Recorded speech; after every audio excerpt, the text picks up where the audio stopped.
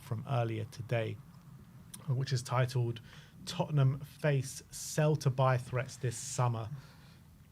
And he did an article and he says that Tottenham are facing the prospect of having to sell to buy this summer, despite the fact the club could spend over £200 million without breaching PSR rules.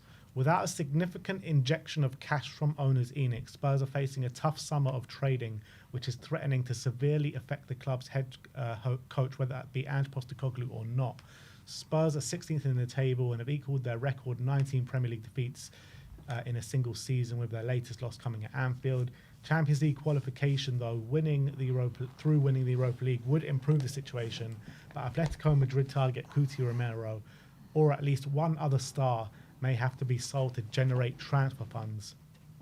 Tottenham were one of the Premier League's highest spenders last summer, and according to the last set of accounts that were first broken down by The Athletic, the club's net transfer debt, money owed to Spurs minus money they are still to pay out, was £279.3 million.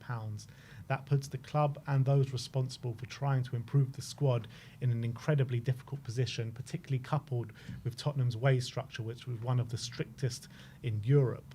A well-placed source confirmed to the Telegraph Sport that the club will most likely have to sell to buy this summer, which will raise the question marks over the futures of a host of players, including Romero, Richarlison and Yves Bissouma.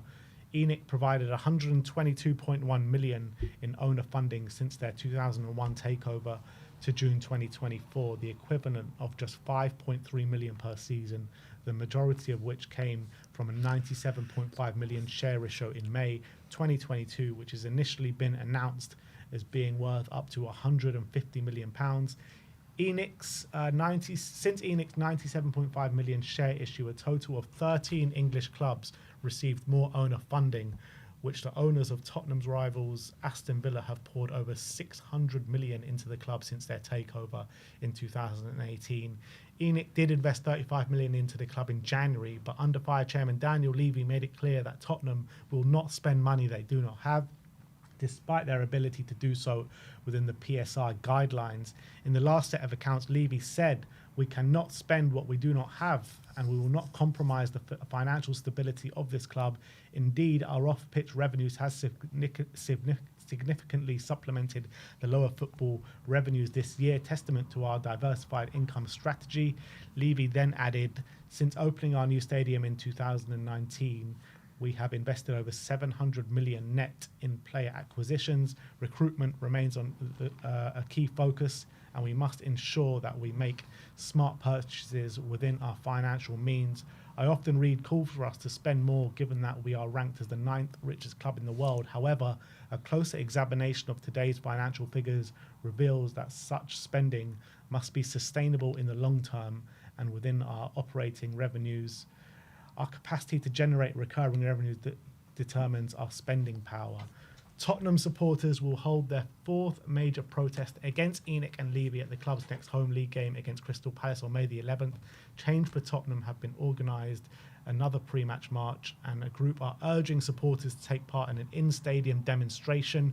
Change for Tottenham want supporters to wear yellow to the game and delay returning to their seats at the start of the second half to visibly signal their dissatisfaction at the running of the club. I mean, if that doesn't tell you that Spurs need change to really kick on, I don't know what will. God. The dreaded words, sell to buy, which all Tottenham fans shudder to hear, but also inevitably expect when things like this happen. We've always been that club for many, many years. I know we have invested a lot since going into the stadium. And I'm guessing, obviously, it is reliant on maybe their stance will be different when it comes to if we get Champions League football in the summer rather than if not. I'm guessing that article is pertaining if we don't make Champions League football, which is obviously right now in balance. It says if we make, well, the article did say, it mentioned Champions League football, and it says if we make Champions League, it'll be a little bit better, but we'll probably still need to sell to buy. Which shouldn't be the case when we have a lot of wiggle room with PSL and we make the revenues that we do. Like, we shouldn't have to sell to buy. But to be fair, the article says we might have to consider selling the likes of Richarlison and Bissouma, but like that I thought was going to be the case anyway, regardless of any situation. They were on the chopping block probably in the summer anyway. But if they think selling Basuma and Richarlison is going to get the funds to invest, like how much are we realistically going to get for those two?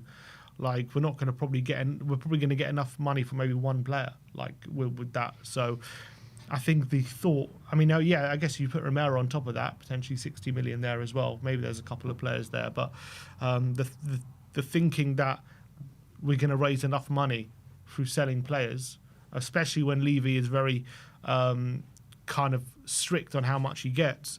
If we're thinking we're going to raise enough to invest adequately in the summer to change our fortunes, I think he's going to have to invest. And as well, he makes a good point. In a couple of years ago, they announced 150 million has been invested into the team or into the club from ENIC, and we've only seen 97 million of that. So where's the other 53 million? Where is it? Where have they put it? Yeah, they've announced it, but only 97 million has been put in. Probably so where's spent the on other a hotel 53? or something. That's probably where it's gone. It's not going into the football club, that's for sure. But it's an absolute joke that we're sitting here, however many years after the stadium opening, saying that this stadium was supposed to propel us onto a new kind of level, and we're still sitting here saying that we need to sell to buy. If that article doesn't tell you that we need new owners to really kick on as a football club, I don't know what will. Like, it's clear to see that with the way this club is running and the way we're going and the state of the squad and the state of the club and everything like that, just about to witness the worst ever Premier League campaign in our lifetimes and in many people's lifetimes, probably ever, at this football club has ever since the inception in 1882. Then I don't know what will tell you that we don't need new owners to really kick on as a football club, because these owners are not willing to put in the money and the investment that we need to go and fight for top four, to go and fight for league titles, to go and be where we want to be as a fan base. It's just clear to see. And the football's not their priority. It's not. They're not geared to maximising the football output. That's not where their priority lies. Their priority lies in getting all these external projects underway with the hotel and all the events at the stadium and the F1 and all these different things.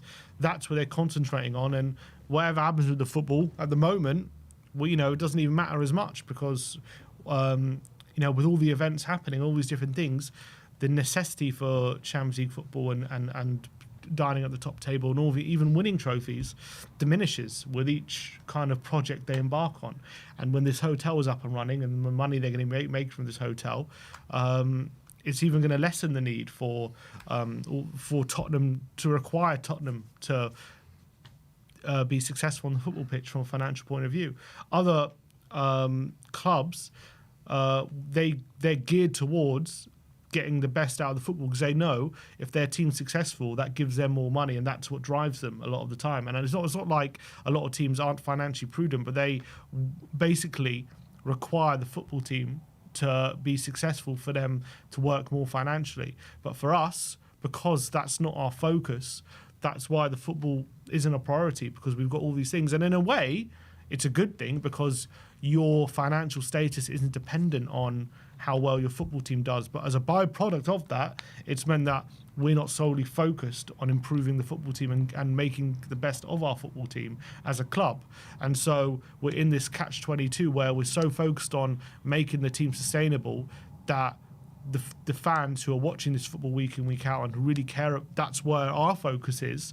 We're being put as second. Our wants and needs aren't cared about, and we're only customers. All we care about is how much money they can extract from us, and in terms of the product they're putting out for us, that's secondary.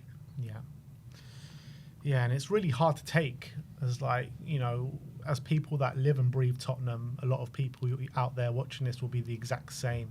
Thousands and thousands and thousands of people are exactly the same, and to see the club just put football just on a back burner really, and not give it their all to try and make Tottenham the best it can be on the pitch, and basically to leave no stone unturned and no expense spared in anything but the football side. It's just like, it makes you at a loss of what are we doing? What are we doing here? We're just watching our team get battered week in, week out. Like I said, about to have the worst season that we've had on record. And you're getting the best talent that you can possibly find in the boxing ring, in the concert halls, and all that kind of stuff.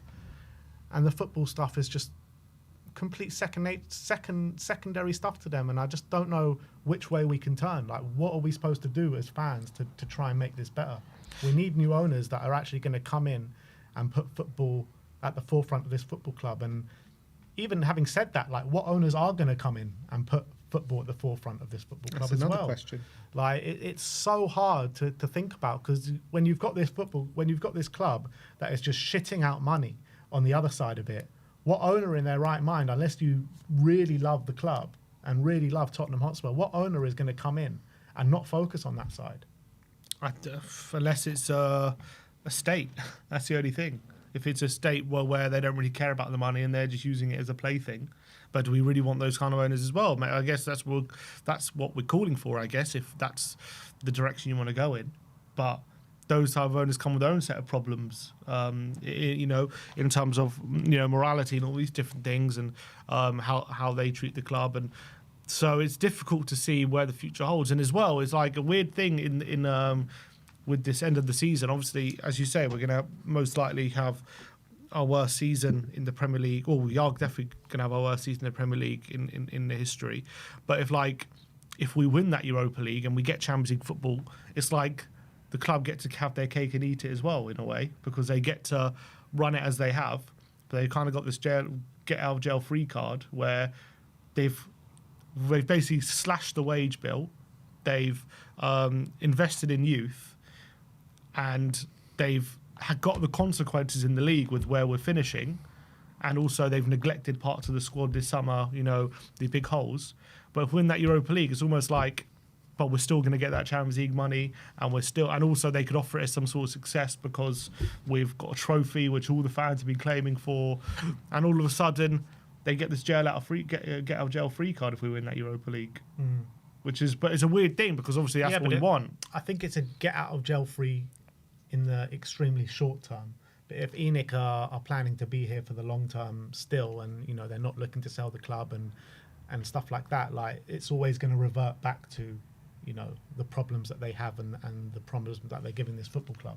So I think, I'm saying it just puts off that conversation, doesn't it? I think, yeah, I mean, maybe for some people, but I think for people like me or maybe other people, I still think like they're not going to be able to pull the wool over kind of people's eyes just by winning a trophy, in my opinion. It's going to be a great day, and we're gonna remember that day for the rest of our lives, probably winning a European trophy if that does happen.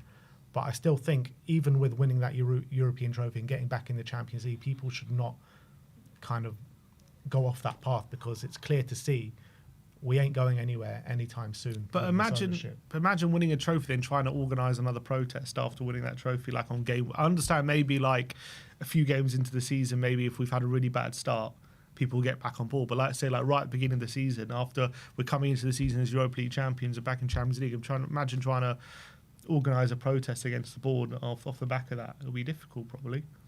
Yeah, but let's be real. Like that trophy win is going to be. It's not because of the great work that Daniel Levy is doing. It's kind of like fallen on it kind of thing. It's not.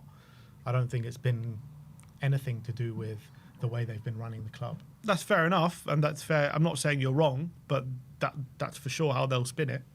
Yeah, they can spin it how they want, but I trust in fans not to get kind of sucked into that. And I think even after winning a trophy, yeah, maybe leave it a couple of weeks, a couple of months, but they should definitely get back on the bandwagon and keep protesting. And that brings it to the point of Change the Spurs and the great work that they are doing. And a big protest is planned for the Crystal Palace game. And I think if you feel that way inclined and you haven't already, then get on board with them, because they're doing some great work. And I'll be there yet again at the protest against Crystal Palace. So get involved, people. So that's just the sad state of affairs that this club is in. And we're going to move